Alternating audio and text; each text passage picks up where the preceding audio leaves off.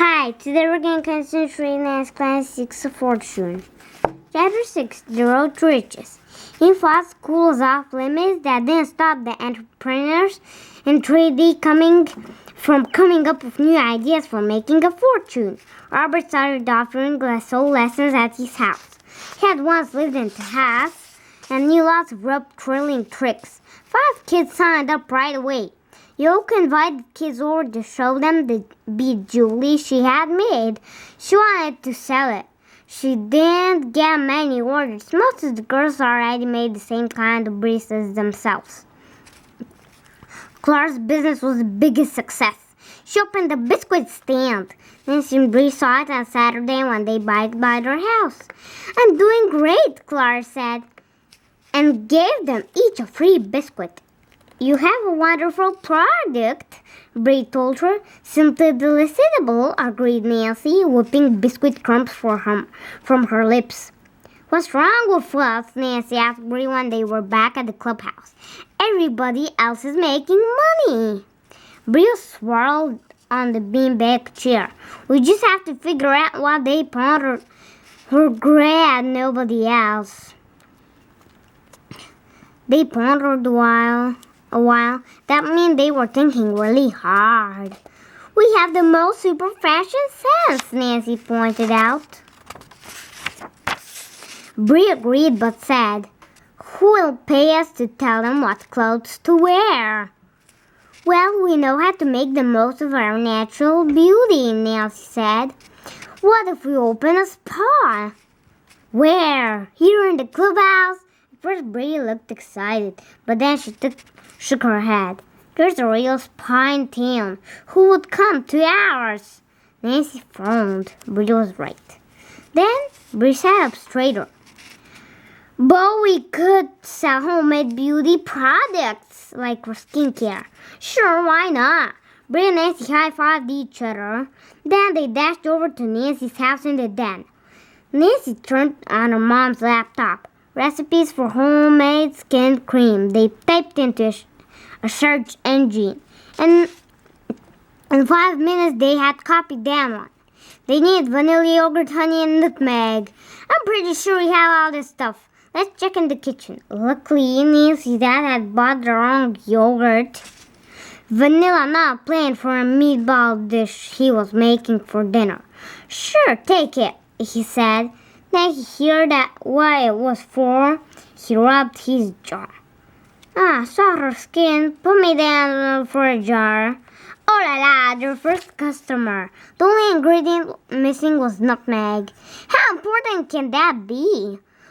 "Only have to use a half teaspoon." "We only have to use a half teaspoon." Nancy was searching through the spice rack. "We have cinnamon. You think that will work?" "Probably," Bree said. "Anyway, we shouldn't copy the recipe exactly. It has to be our special secret formula." While Nancy and Bree whipped up their first batch, they devised names for their skin cream. Nancy wanted something French, so she whipped her hands on a paper towel and went to find the Clancy's French-English dictionary. A few moments later, voila, they came up with a super name. Crème secrète. That means secret cream. Back in the kitchen, Bree poured the glop into clean jam jars. "Oh, that worked. We only filled 3. We can make bigger batches once the orders come in," Nancy said. Bree picked up one of the jars. "We need a great label.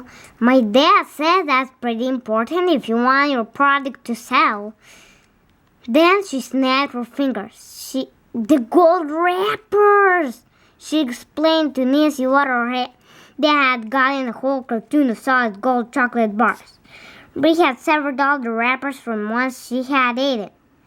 They were too pretty to throw away. Over at Bree's house, they made elegant gold foil labels, argued over the right price for crème secrète, sold on $2.99, and then decided to make a commercial. "We can put it up on YouTube," Nancy said. We'll email everybody we know and tell them to watch. Maybe it will go viral. A few months ago, a home movie of Nancy's act in the third grade variety show had gone viral. Over 1 million people had watched it. Before filming the commercial, they wrote out a script. Figuring out the beginning was simple. It went like this. People often compliment me on my youthful petal soft complexion. I'm not bragging, that is just a fact. Would you like to know the secret to glowing super smooth skin? It's Kemsuket, made of all natural ingredients.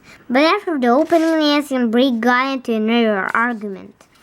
Nancy wanted to say apply at night before bedtime. You'll see amazing results the very next morning.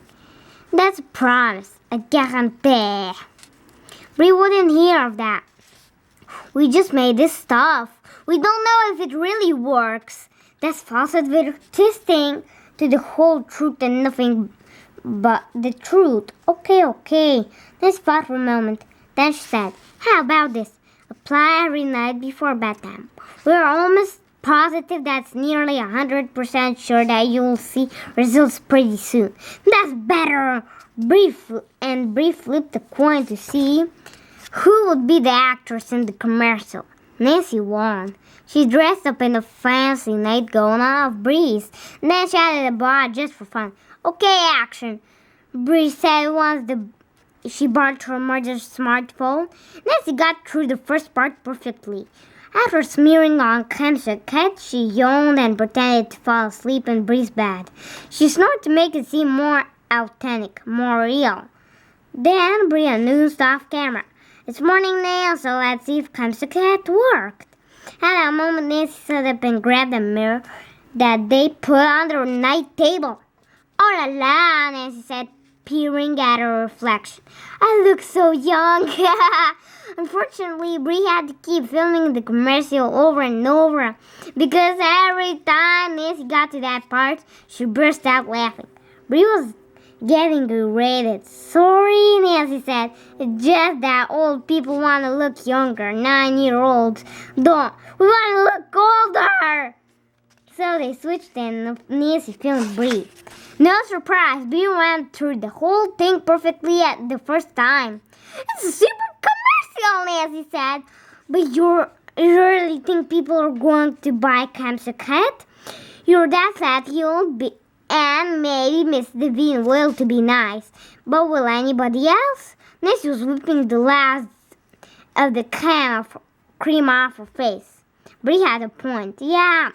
Plus it was fun making it once. But I wouldn't want to keep making lots more. Nancy sniffed and made a face. It smells a little funny, doesn't it? I think maybe we've put in too much cinnamon. By then, it was time for Nancy to leave. So they said au revoir and Nancy took a jar of Kemsuket home with her. She gave it to her dad for free. He dabbed some on his face. His nose wrinkled. Nancy could tell her father thought it smelled weird too. Still, Kemsuket turned out to be a bit hit with some in the family. Frenchie! The next morning, the jar was empty. Somehow, Frenchie had managed to get the top off. She had licked up every bit of it, of Kemsuket. Bye!